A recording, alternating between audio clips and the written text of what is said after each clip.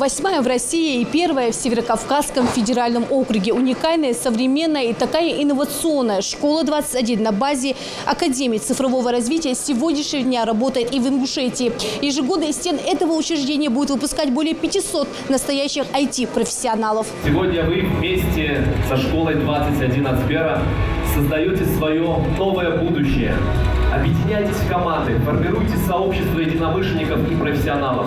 Именно они будут с каждым годом покорять новые вершины и развивать самые востребованные IT-направления. Ингушетия с этого дня уже запрограммировала свое будущее. Торжественное открытие, пожалуй, самого долгожданного объекта – школы 21 на базе Академии цифрового развития начинает свой старт.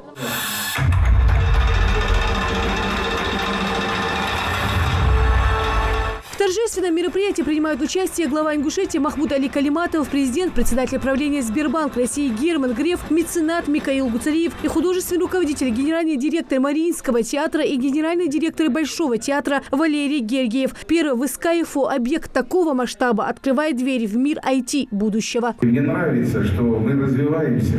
А сегодня просто я знаю, что у нас более 30% до 35 лет молодежи в республике. Процентном отношении от населения. Поэтому если брать, где еще такой потенциал, понимаете, у нас мощно. Огромное спасибо. Я сегодня хочу поздравить вас, вот те люди, которых мы сейчас видели, вы сидите в своих помещениях, там, в классах, так скажем.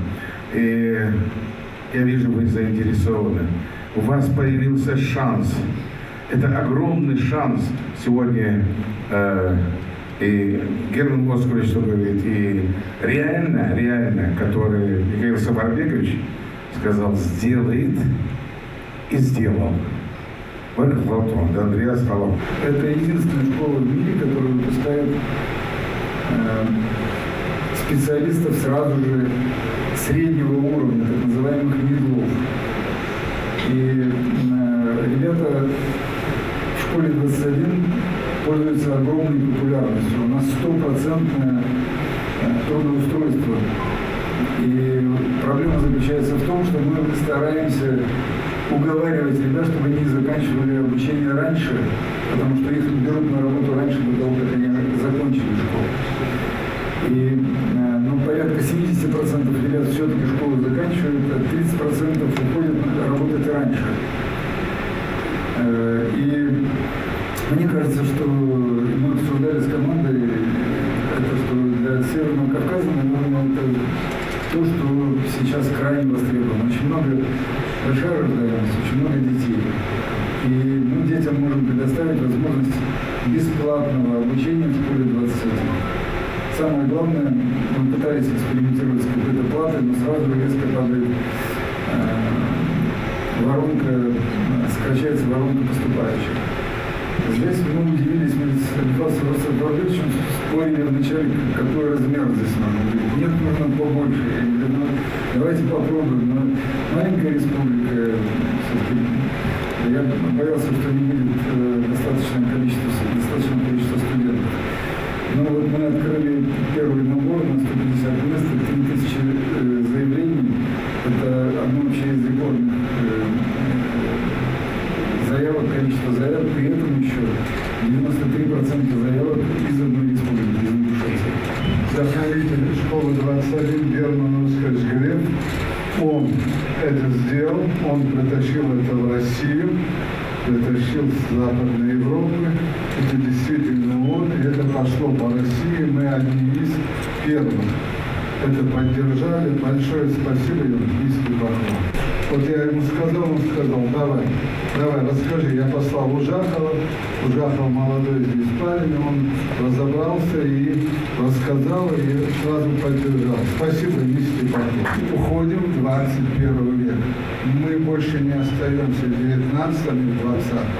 Мы идем все в 21. Мы идем в будущее. За нами Россия, за нами Кавказ, а мы идем впереди. Поздравляю всех. Для меня сегодняшний приезд сюда первый, надеюсь, далеко не последний, и отвечая за конкретные процессы теперь уже в двух столицах. Я, кстати, всегда считал, что без регионов России два бывших императорских театров играют гораздо более скромную роль в жизни, в развитии, вообще в судьбе страны. Поэтому Мариинский театр, в частности его оркестр, солисты, уже побывали где-то в 70 регионах России. К своему сожалению, мы еще не выступали здесь. Я хочу пообещать, что даже здесь, в школе, мы скоро появимся и выступим для наших друзей. Никаких лекторов и оценок, только индивидуальная командная работа. Тренируют свои навыки и дисциплину участники отборочного интенсива. Почетным гостям проводят экскурсию по кампусу. На 3 этажах полностью организован рабочий процесс. Проекты нужно делать непрерывно. Каждый день новое задание. Уникальность методики обучения позволяет воспитать здесь командный дух и лидерские качества. Они уже здесь, они пройдут здесь огонь водометный трудности, это сложится лидер команды. Они смогут командой прямо трудоустроиться. В принципе, как только здесь будут люди, мы можем здесь открывать филиал. Мы здесь сейчас мы откроемся академию. А эти люди, они супер подготовленные. Самые лучшие, они там берут среди разработчиков, есть 3 категории: джуниоры, мидлы и синьоры. Мы к синьорам здесь не ставим, но работать в серьезной компании. 4-5 лет, чтобы стать синьором. Самые лучшие джуниоры. В кампусе уже больше 350 человек. Это первый бассейн школы. Процесс построен на взаимодействии студентов друг с другом. Изначально у всех разные навыки программирования. Чтобы успешно выполнить задание, они должны перенимать опыт у своих сокурсников. В конце месяца все группы должны обладать схожими навыками. Продолжительность обучения от 1,5 до 4 лет зависит от способности студента. Уникальность методики в том, что здесь одни люди учат других людей, то есть peer-to-peer равный равному. У кого-то есть чуть больше знаний в программировании, у кого-то есть чуть больше знаний в математике, кто-то знает лучше английский язык. А мы здесь создаем атмосферу, которая позволяет ребятам окунуться вот в тот мир IT, который потом ждет их в будущем уже на работе при реализации проекта. Потому что в целом IT – это, во-первых, про то, что ты учишься всю жизнь. Во-вторых, это про то, что ты часто учишься у других своих коллег, не обязательно при этом у руководства или там старших товарищей, да, иногда это просто твой коллега, который что-то знает чуть лучше, чем ты. Желающих пройти обучение в IT-академии много. С момента старта заявление подали более 4800 человек. 95% из них жители нашей республики. Среди них представители самых разных профессий: экономисты, юристы, социальные работники, педагоги и журналисты. Есть люди с опытом IT, а есть новички в этом деле. Здесь прекрасные возможности, и потому что я заметил, потому что я понял по первому дню, здесь самое главное, школа предоставляет площадку. То есть тебе даются задания, да, рядом сидит человек, который может быть большим профессионалом в IT-сфере. Я, например, новичок, да. Ты с ним общаешься, коммуницируешь. У нас здесь на сленге называется P2P. То есть P2P называется. То есть люди могут абсолютно без проблем собираться, ходить, да, куда угодно, консультироваться, просить помощи, там вообще не проблема. Именно школа предоставляет площадку, где собрались такие же люди, как и ты, с таким же мышлением. Я с самого детства увлекался компьютерными играми и с возрастом начал думать о том, что я в действительности сам могу создать нечто такое, во что будет увлекательно играть, но что параллельно будет приносить пользу.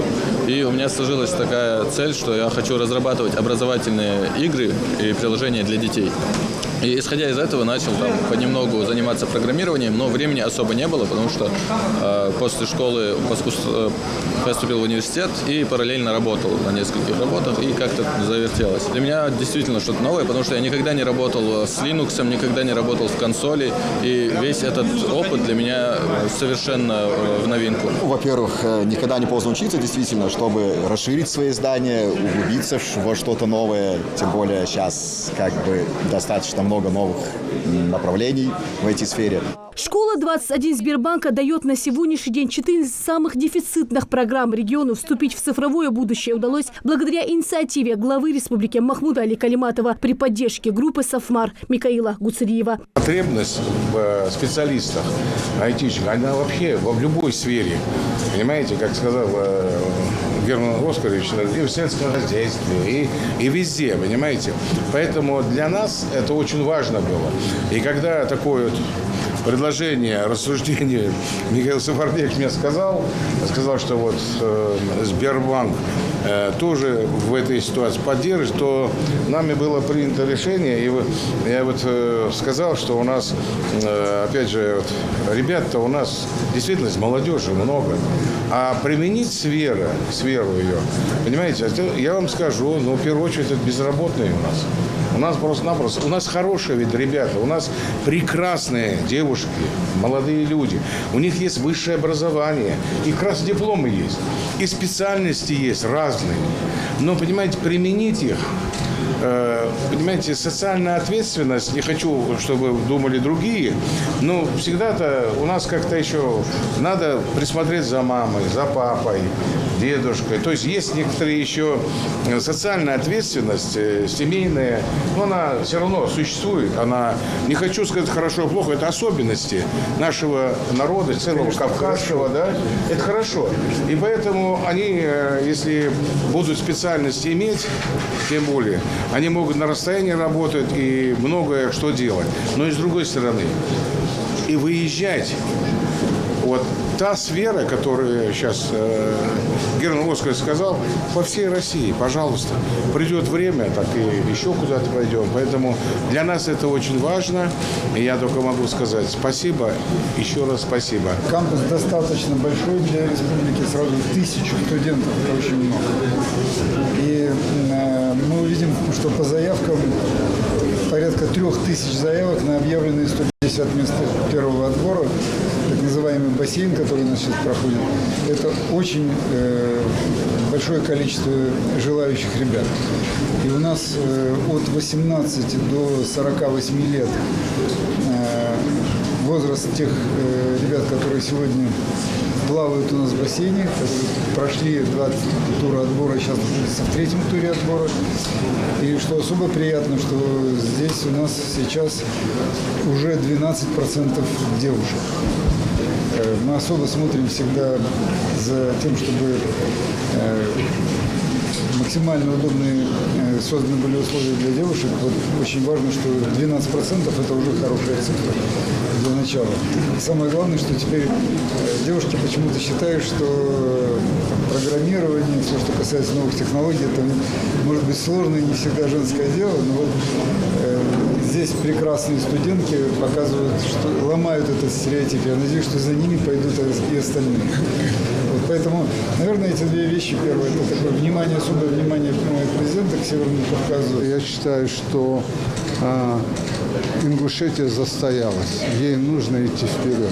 Она не может жить сельским хозяйством. Она не может жить в прошлом. Она устала от прошлого. Она от прошлого устала. Она должна идти вперед. И мы должны идти вместе с соседями нашими. И Кавказ должен идти вперед. Кавказ не может. Если вы посмотрите места в рейтинге Кавказские республики не сверху, а снизу, все причем, и Дагестан, и соседи наши, и мы тем более, да. Поэтому мы должны идти вперед. И этот шаг с его помощью мы делаем. Спасибо ему, и мы его сделали уже. И мы пойдем, не останавливаясь, и нас никто и ничто уже не остановит.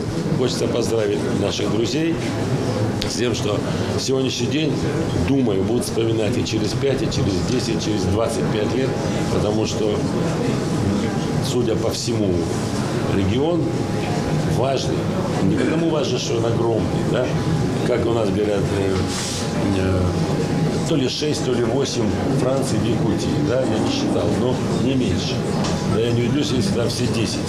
Вот. Но что-то дает преимущество вот, в размахе твоих территорий, а что-то дает преимущество маленьким странам, совсем маленьким, которые умеют нечто другое. И вот в Ингушетии это вдруг возникшее на моих глазах лидерство для огромного региона всего Кавказа, всего Северного Кавказа, должно дать вам огромные стартовые преимущества. Новая глава в истории образования и инноваций в Ингушетии открыта, а значит, впереди у наших ребят блестящее будущее. Для этого созданы самые современные условия. Рина Сычуева, Султан Булгучев, Магаз 24.